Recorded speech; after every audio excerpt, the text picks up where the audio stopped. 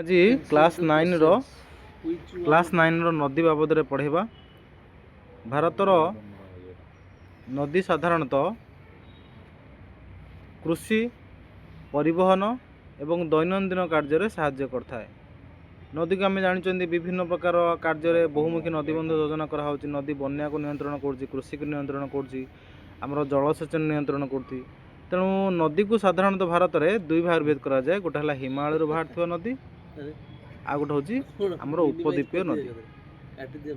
ଆମେ ଦେଖିପାରୁଛନ୍ତି ଆମ ଭାରତର ମାନଚିତ୍ର ଅଛି। ସେ ଭାରତର ମାନଚିତ୍ରରେ ଆମେ ଦେଖୁଛନ୍ତି ହିମାଳୟରୁ ବାହାରୁଥିବା ନଦୀ। ଏ ହିମାଳୟରୁ ବାହାରୁଥିବା ନଦୀ ଗୁଡ଼ିକ ସାଧାରଣତଃ ଆମେ ପଢ଼ିବା ବର୍ତ୍ତମାନ।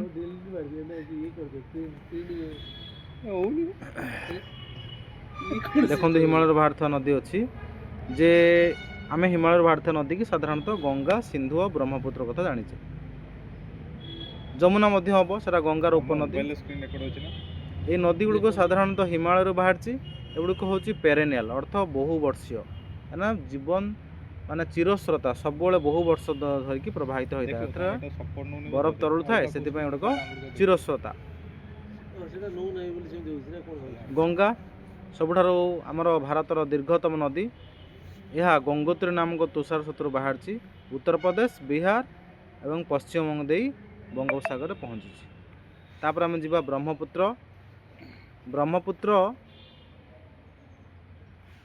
ବ୍ରହ୍ମପୁତ୍ର ତିବ୍ବତର ଆମର ନାମଚେରୁଆ ସ୍ଥାନରୁ ବାହାରିଛି। ଏହା ଆମର ହିମାଳୟର ଟ୍ରାନ୍ସ ଯେଉଁ ଆମର ହିମାଳୟ ଅଛି, ହିମାଳୟର ପଛପଟେ ସେଠୁ ବାହାରିଛି। ଏହା ଅରୁଣାଚଳ ପ୍ରଦେଶ ଏବଂ ଆସାମ ଦେଇ ଭାରତରେ ପ୍ରବେଶ କରିଛି। ଏହା ଭାରତରେ ବନ୍ୟା ମଧ୍ୟ କରିଥାଏ। ଆସାମର ଯେଉଁ ମଜୌଲି ନାମକ ଗୋଟେ ଉପଦ୍ୱୀପ ଆସାମ ଅଛି, ସେଇଟା ବ୍ରହ୍ମପୁତ୍ର ଉପଦ୍ୱୀପ। ଏଟା ହେଉଛି ମଜୌଲି, ଏଟା ଭାରତରେ ଅବସ୍ଥିତ। ପ୍ରବଳ ମାତ୍ରାରେ ବନ୍ୟା କରିଥାଏ। ତେଣୁ ଏ ବ୍ରହ୍ମପୁତ୍ର ନଦୀ ମଧ୍ୟ ଆମ ପାଇଁ ଆବଶ୍ୟକତା ଅଛି।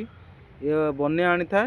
ଏହାର ଯେଉଁ ଚତୁଃପାର୍ଶ୍ୱରେ ଯେଉଁ ଅଛି ପ୍ଳାବନ ଭୂମିରେ ମୃତ୍ତିକା ଉର୍ବର ଅଟେ। ତାପରେ ଆମେ ଜାଣିବା ଉପଦ୍ୱୀପୀୟ ନଦୀ। ଉପଦ୍ୱୀପୀୟ ନଦୀର ଏ ନଦୀ ଗୁଡ଼ିକ ସାଧାରଣତଃ ପଶ୍ଚିମଘାଟ ପର୍ବତମାଳାରୁ ବା ପୂର୍ବଘାଟ ପର୍ବତମାଳାରୁ ବାହାରିଥିବ। ପଶ୍ଚିମଘାଟ ପର୍ବତମାଳାରୁ ବାହାରିଥିବା ନଦୀ ଗୁଡ଼ିକ ହେଲା ନର୍ମଦା, ତାପ୍ତି।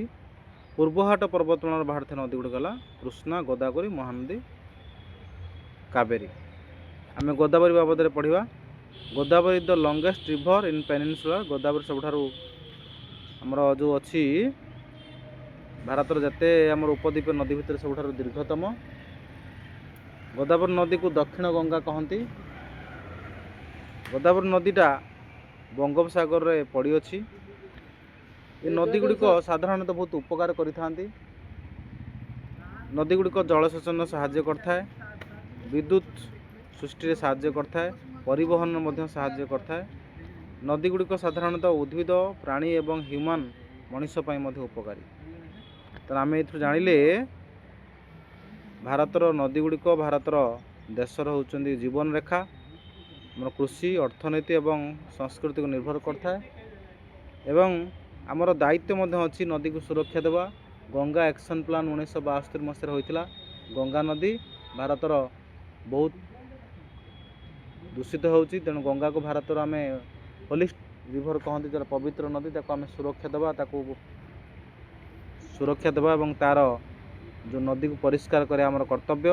ତେଣୁ ଗଙ୍ଗା ନଦୀକୁ ପରିଷ୍କାର କରିବା ପାଇଁ ସରକାରଙ୍କ ତରଫରୁ ଯେଉଁ ଜନ ସଚେତନତା କାର୍ଯ୍ୟକ୍ରମ ହେଉଛି, ସେ ସଚେତନତା କାର୍ଯ୍ୟକ୍ରମ ଆମେ ଭାଗ ନେବା ଆବଶ୍ୟକ। ଠିକ୍ ଏତିକିରେ ଆମ କାର୍ଯ୍ୟ ଶେଷ ହୋଇଛି।